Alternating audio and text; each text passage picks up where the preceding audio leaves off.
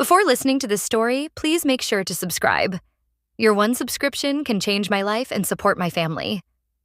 Once upon a time, there lived a powerful and wealthy king who ruled over a vast and prosperous kingdom. His palace was built of white stone and gold, surrounded by gardens where fountains flowed day and night. The king was respected for his authority and feared for his strict principles. By his side stood his queen, a dignified woman known for her wisdom and pride. They had 2 daughters.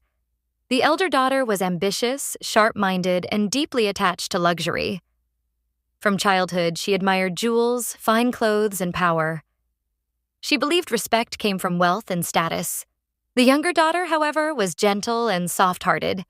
She found happiness in small things, kind words, honesty, and peace. Though both were princesses, their souls were very different. As years passed, the princesses reached adulthood. One night, the king and queen discussed their future.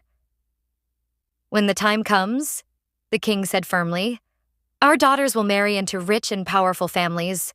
I will not give my bloodline to poverty." The queen nodded. To them, wealth meant security. Soon, the king announced a grand event. Invitations were sent across kingdoms to the richest nobles, merchants, and princes. On the chosen day, the palace courtyard was filled with finely dressed men wearing silk robes, gold rings, and confident expressions. But among them stood one man who did not belong. His clothes were torn, his face dusty, his posture humble. People laughed and whispered, "Why is a beggar here? Did he lose his way?" No one knew that this man was not a beggar at all, but a king from a distant empire, disguised to test fate and truth. The king appeared before the crowd holding 2 flowers. He called his daughters forward and placed 1 flower in each of their hands. "My daughters will choose their husbands today," the king announced. "Throw your flower into the crowd. The man who catches it will become your husband. This is my final word." The elder daughter smiled with confidence. She glanced at the rich men standing closest to her. The younger daughter felt nervous but calm. The elder daughter threw her flower. As the younger daughter prepared to throw hers, the elder sister subtly pushed her elbow. The flower slipped. It fell straight into the hands of the beggar. The courtyard erupted in shock. "A beggar! This cannot be allowed. The king must stop this."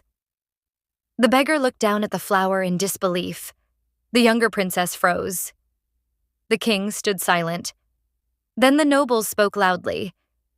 "If the king breaks his rule today, his word will be meaningless tomorrow." The king closed his eyes, then said heavily, "A king does not break his word." And so, the younger princess was married to the beggar. The wedding was simple and quiet. No celebration, no joy in the palace. Soon after, the beggar took his wife away on foot. They walked far from the palace, far from the kingdom, until they reached a small hut made of mud and straw. "This is my home," he said. The princess looked around. There was no gold, no comfort. Yet she smiled. "I need peace, not wealth," she said softly. "If there is love, this is enough." Days turned into weeks. She lived a life of simplicity, cooking, cleaning, fetching water. She never complained. Her husband watched her silently, testing her patience, her heart, her loyalty. Meanwhile, the elder sister lived in luxury. Her husband was rich but cold. He respected money, not love. The palace was full, but her heart was empty. Months passed. One night, the beggar stood outside the hut, looking at the stars. "The time will come," he whispered. "But not yet." And the truth remained hidden. Time continued its quiet journey. The younger princess settled fully into her new life. Each morning, she woke before sunrise, swept the small courtyard, prepared simple food, and waited patiently for her husband to return from his daily work. He left early every day, carrying nothing but a wooden staff, telling her he went to nearby villages to earn a few coins. She never questioned him. Trust lived naturally in her heart. The villagers slowly began to notice her kindness. She shared food even when it was scarce, spoke gently to children, and treated the elderly with respect. Though she lived in a hut, Her character carried royal dignity. People often whispered, "She doesn't look like a beggar's wife." Her husband observed everything in silence. At night, when she slept, he sat awake, thinking deeply. He remembered the palace he had left behind, the throne that waited for him, and the ministers who searched for their missing king. But he also saw something far more valuable. To hear the next part of this story, please subscribe.